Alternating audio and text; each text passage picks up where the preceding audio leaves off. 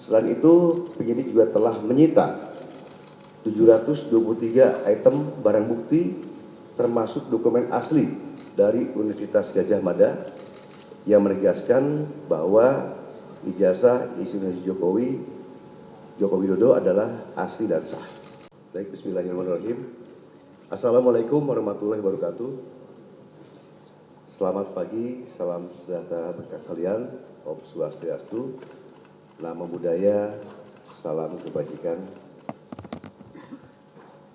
Yang saya hormati hadir di sini Pak Wakapolda Metro, Pak Brigjen Dekananto, juga hadir di sini Pak Dirkrim Pak Kombes Iman, serta Pak Subdit ya, Pak Akta dengan Humas dan Humas, dan juga seluruh rekan-rekan media sekalian yang saya cintai, saya banggakan.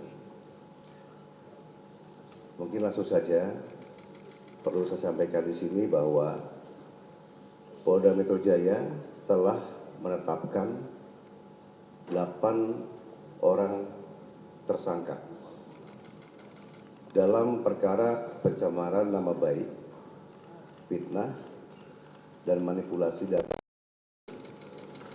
yang dilaporkan oleh Bapak Insinyur Haji Joko Widodo.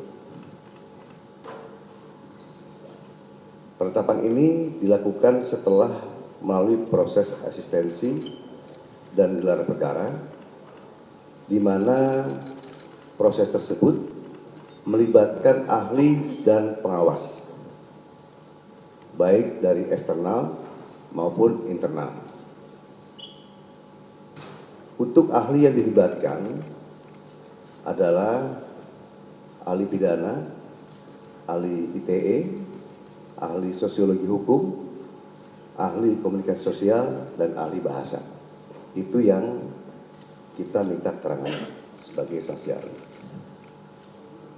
Selanjutnya perlu kami sampaikan bahwa gelar perkara penetapan tersangka yang dilaksanakan di Direktorat Reserse Kriminal Umum juga melibatkan dari eksternal, ya, dari Wasda, dari Wasidik, ya, Propam, dan juga Bikum, dengan dukungan hasil penyidikan yang komprehensif, ilmiah, dan pemeriksaan berbagai ahli dari bidangnya masing-masing.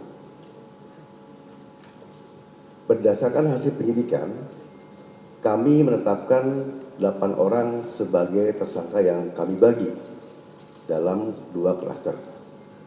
Antara lain, 5 tersangka dari klaster pertama yang terdiri atas nama ES, KTR, MRF, RE, dan DHL.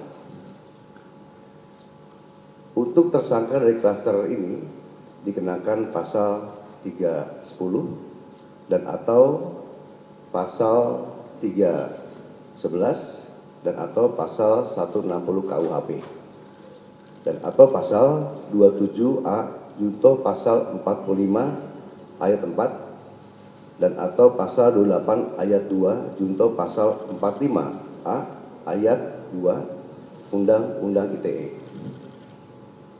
Untuk klaster kedua, ada 3 orang yang akan ditetapkan sebagai tersangka, antara lain atas nama RS, RHS, dan TT.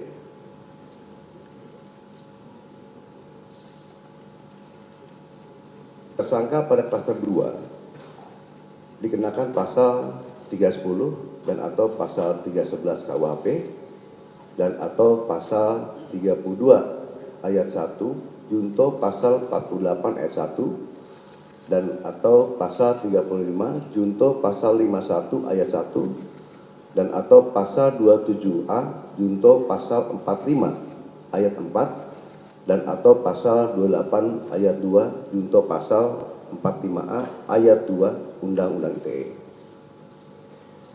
Rekan-rekan media yang saya banggakan, dalam prosesnya penyidik telah memeriksa 130 saksi dan 22 ahli dari berbagai bidang yang terdiri dari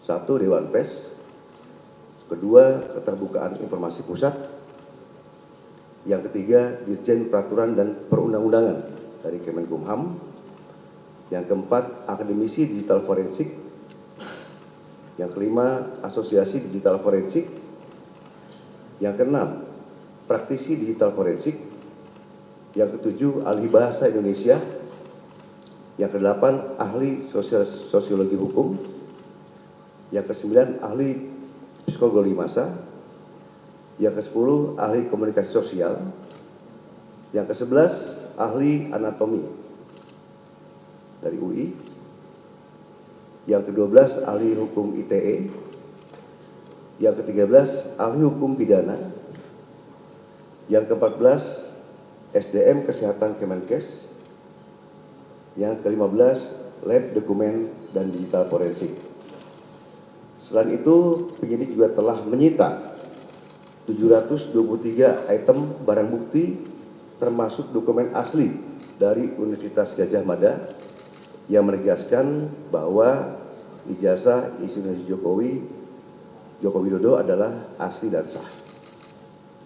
Hal tersebut juga diperkuat oleh hasil pemeriksaan dari Puslapor Polri dalam aspek analog dan digital.